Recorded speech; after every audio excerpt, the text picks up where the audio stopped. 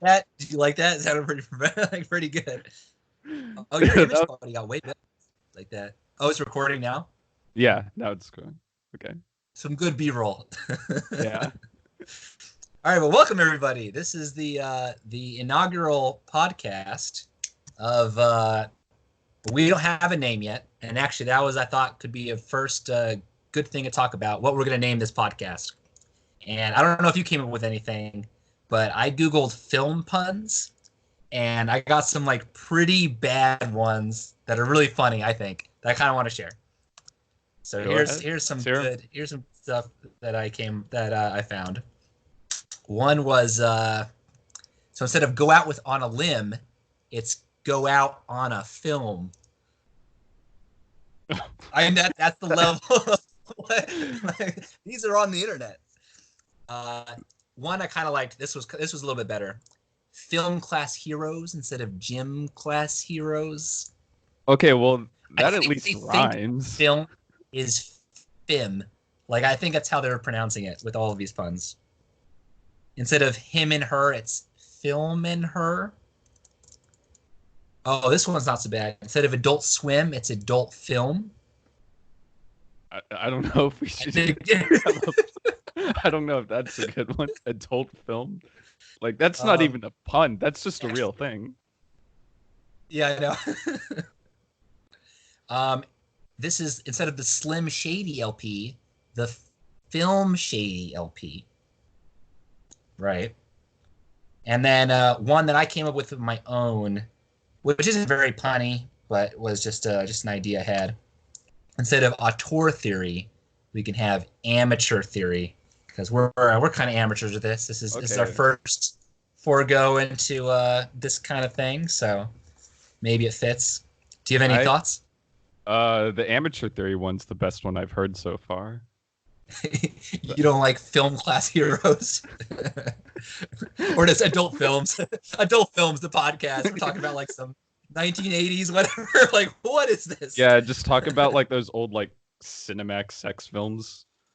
None of which I've ever seen, but I guess we could always start. All right, so amateur theory. That's do you think people will get it? Maybe not, but like it. Like if you're thinking like I want to watch a film podcast and it's called Amateur Theory, I think it's fine. I think it's fine. If you know anything whatsoever about like film history or film school or anything, you'd probably get the reference. Yeah, that's true. That's true.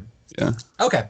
So welcome everyone to the first episode of Amateur Theory, the weekly podcast. And this week, we're going to talk about two films, actually, in the same canon. It is Vampire Hunter D. And we're going to start talking about the original film, which came out in 1980, 85, 86? 85. 85. And this film is based off a book, which I have never read, but I believe you've started reading. Yeah, so the first book came out in 83, and it's a whole series, and the guy's still writing them. His name is Hideyuki Kikuchi. But I didn't realize it was still a series. No, there's like almost 30 of these books, I think. Like he just keeps knocking them out. Whether there's anybody on Earth who's read all of them, I don't know. That's a different story. All right. So yeah, I've read a bit of the first novel, which is what this first movie is based on. How far are you in the book series? About 3/4 of the way. I'm getting towards the conclusion. Would you say that the movie is like a pretty faithful adaptation, or is it like very different? It's pretty. I'd say it's pretty faithful. I mean, of course, some things are changed here and there, but the basic is the book, and this might be like. Okay, I was gonna say like this might foreshadow some of the later conversation, but is the book corny? Like, is it like a kind of a silly book? Oh yes, it's a fun read, but I would not call it high literature. Like it is very pulpy writing, but enjoyable. Okay. It's fun. So I guess jumping right in, let's talk about first takes, right? Like what just very off the cuff, like what are your thoughts on the movie? Would you recommend it to anybody?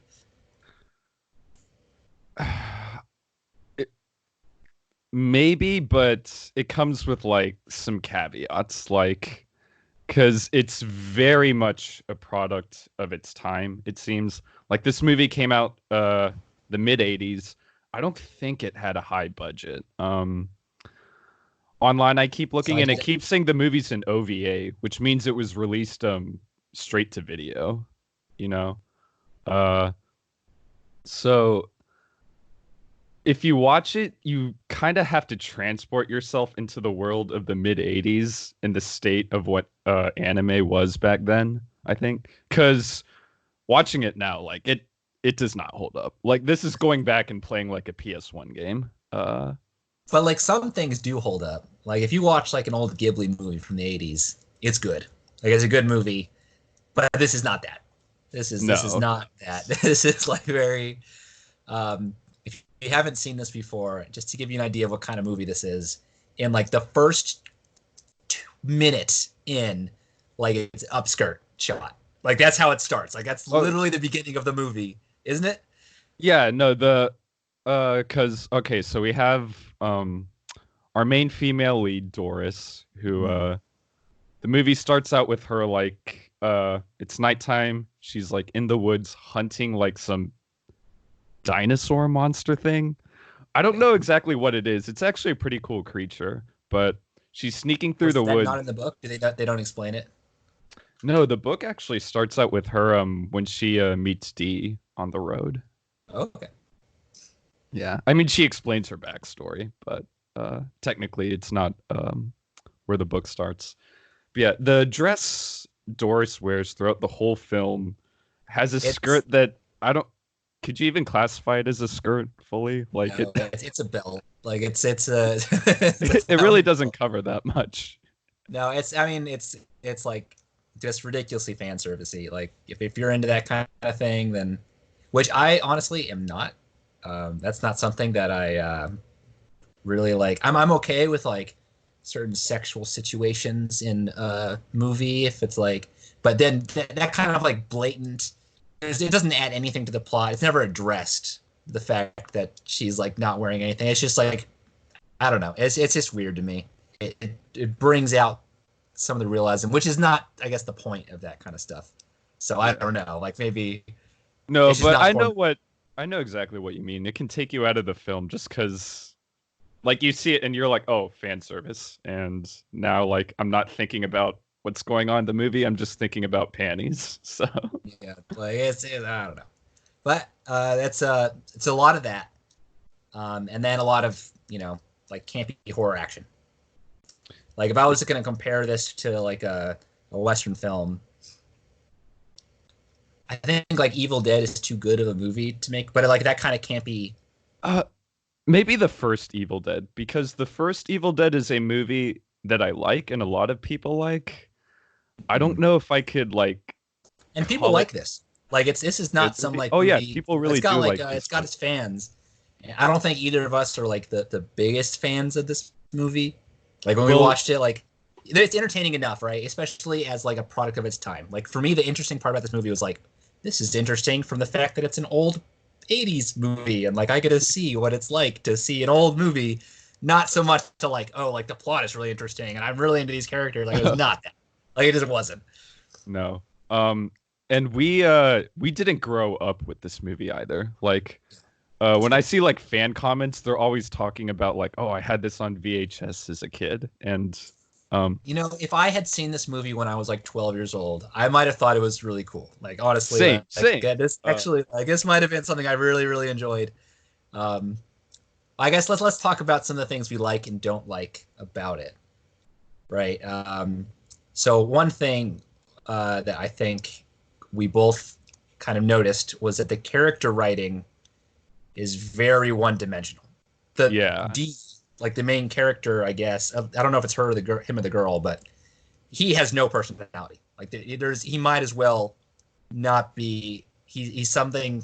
I don't know. He beats up people, and like the girls love him for whatever reason, because he's a badass, right? Like there's no Yeah, charm. It's like nothing.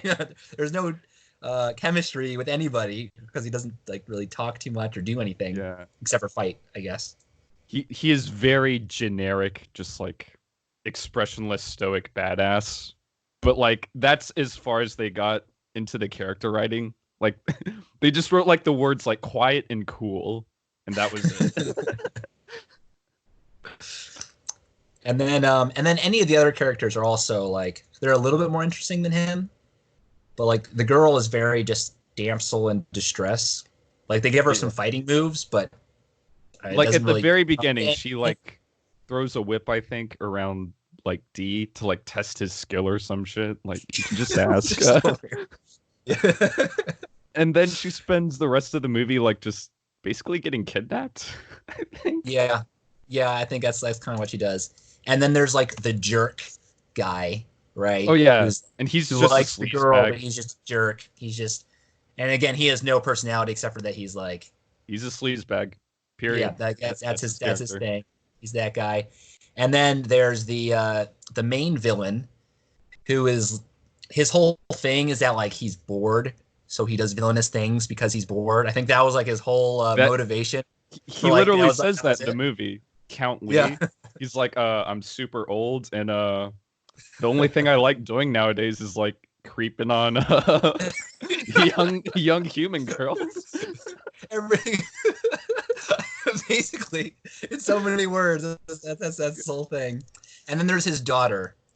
Oh, there's his daughter, and then also probably the most interesting character is the demon guy who Oh wants yeah, to become immortal. yeah. I'm if this continues on this like it's going to be a thing for me. I do not remember characters' names. I will never remember Oh. any of them for any movie. That's just going to be a thing for me. The But only reason I know these characters' names well, you've is been reading the because book. I've been reading the book. So yeah. but yeah, that guy was the only one I was rooting for actually. The entire movie, like this kind of semi-villain anti-hero guy. He like comes around at the end, right? Doesn't he like fight?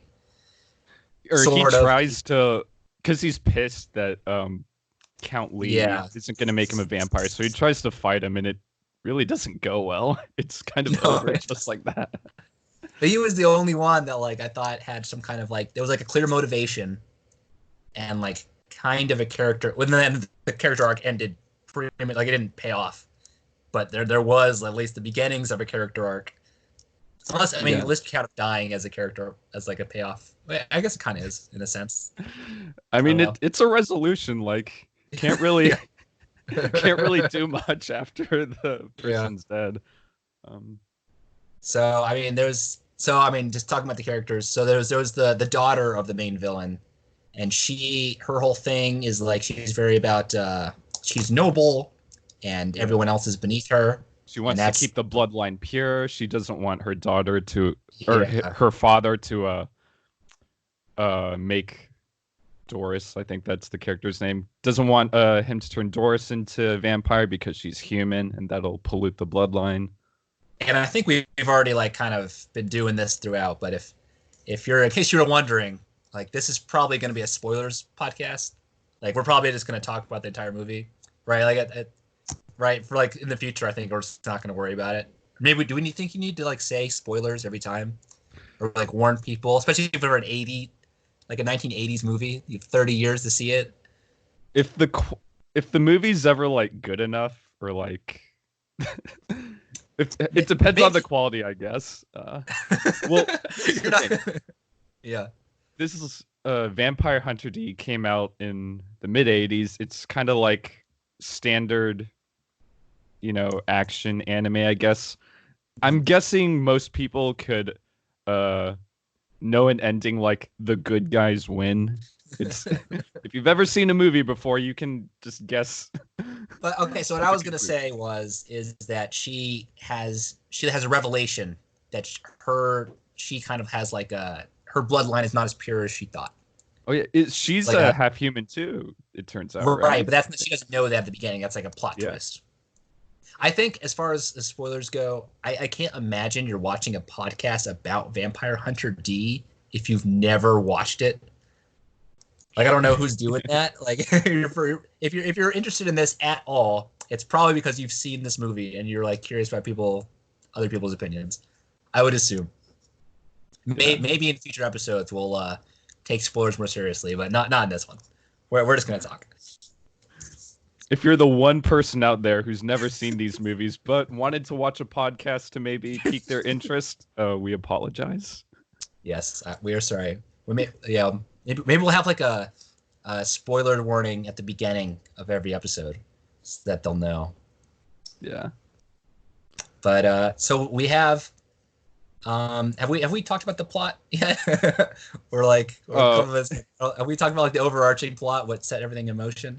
I don't think so. So this girl, kidnapped girl, she gets bitten from the main bad guy who's bored, right? So main bad guy's bored. He likes to bite girls, and now she might turn into a vampire unless they kill the main bad guy. So they hire Vampire Hunter D, who's kind of like a mercenary bounty hunter guy. He's a vampire hunter. You know, he hunts vampires for a living. So they hire him out, and he has to fight the baddies. And amongst the baddies to fight, there is the vampire lord, obviously, and then there's his daughter and his minions. And then the movie is just like going from fight to fight, fighting the minions and the daughter and eventually the main baddie until Vampire Hunter D comes out victorious at the end. Yeah. Pretty not too much of a plot, or it's not a very intricate plot. And usually I'm okay with that if the presentation's better. Well. Yeah, exactly. If you care about the characters, I think part of another issue that we had talked about outside of this podcast, but we had talked about before, is that you mentioned that I agree with, is that there felt like there was no stakes at any point in the movie. No, like, you're never really worried about D. Yeah, where I was like, D is definitely going to win. Like he's an immortal god, badass guy. Like he's going to fight and he's going to win. That's it. And so like that kind of made it so that there's no, like I didn't. It made it hard to care when he was in danger, quote unquote, which wasn't often, even if it did ever sort of happen. So no, it never looks like it's too much of an effort for him. Like there's no tension or stakes. You're just kind of like, yeah, he's gonna come out on top. We know. So I think, like, kind of wrapping this up, not very good. This movie is not very good. It's kind of interesting from the standpoint of like, just from the premise is kind of interesting. It's like a post-apocalyptic, futuristic, gothic horror mix. It's an interesting idea. The setting and world of Vampire Hunter D is definitely the best part about it. It's quite interesting. Because I mean, like, it takes place in like 12,080 or something, way in the future. The horses are all like part robotic. I think they're like cyborg horses. There's all these weird like cosmic body horror type monsters that just infest the area. And I mean, like we talk about, Vampire Hunter D doesn't have a personality in this movie, but the idea for his character. So he's the son of Dracula. Yes, and he's a half human. But he fights vampires.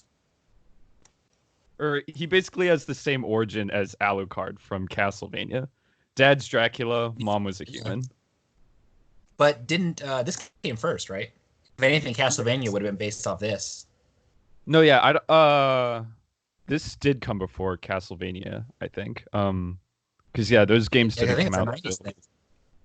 Yeah, at least the character of Alucard didn't come out until like the late '80s. But I'm not sure if they were inspired by this at all. Because I mean, I feel like in Japan, someone come up with son of Dracula. Dracula's been like a thing. Must have been a thing. Yeah. Much before this. Alucard is the son of Dracula. Came from like an old like Dracula film, I think. I can't remember which, but just being the son of Dracula is not a unique thing, I guess. That's all I'm trying to say. But I mean, like we say it's not unique, but it's not like there's tons of media out there about Son of Dracula. What's interesting about it is that he's, he has like this conflict where he's kind of has like a self-hatred almost. Or did you pick up on that? Yeah, well, he still has those vampiric urges, I guess, because he is half vampire, but he's trying to, I guess, like contain them, not let it get the best of him. Because there's that one, I guess, love type scene where Doris like confesses her feelings to him, and there's that brief moment where he's like, because he wants to like suck her blood or something. But don't worry, he doesn't, because he's a good guy and he's always on top of things. And then also not really explored in this movie very much at all. But he has like this, there's like a second character that's like part of him. His hand is like a character. And like his hand can talk and like but in this movie, like it's such a minor part. Like it's not really a this is like not the best transition, but if we start talking about the sequel, which we're going to talk about, Vampire Hunter D Bloodlust, the hand in that was a much more integral like person. Like he had back and forths with Vampire Hunter D that were like kind of interesting, whereas in this original one, that's like I barely noticed that they existed, except for when he needed to like use his hand powers for whatever reason. Yeah. Yeah, we can start talking about the second movie. Yeah. So, I mean, do you want to have any final thoughts on the original film before we get into it? I don't want to leave too hard. So my thing would be, it's not a great movie, but it's I would watch it if you're in the mood for some like brain dead TV. That's the kind of enjoyment I get out of it. So like I'm not super into reality TV, but I know people who are. And people who explain to me the appeal of reality TV sounds pretty similar to why I watch this kind of stuff. Where like I don't really want to think about a plot very hard. I don't want to like get invested in a story or characters. I just want to watch something where just something is happening all the time, and it's like, oh, that's crazy. And that's kind of the vibe I get from this movie. Like it's don't go in analyzing it like we're analyzing it right now, because it's not going to hold up. Yeah. If you watch the movie, you need your nostalgia glasses on. You very much need to be in the mindset of 80s animation in Japan. We didn't even talk about the animation. I guess we maybe talk about it the next segment, but. Oh yeah, like I think I said earlier, the movie didn't have that high of a budget, I don't think, and it kind of shows in the animation. It is like OVA quality for back then, which isn't like, it's not like supremely terrible or anything, but it is lacking. Like, it's PS1 graphics. That's my analogy.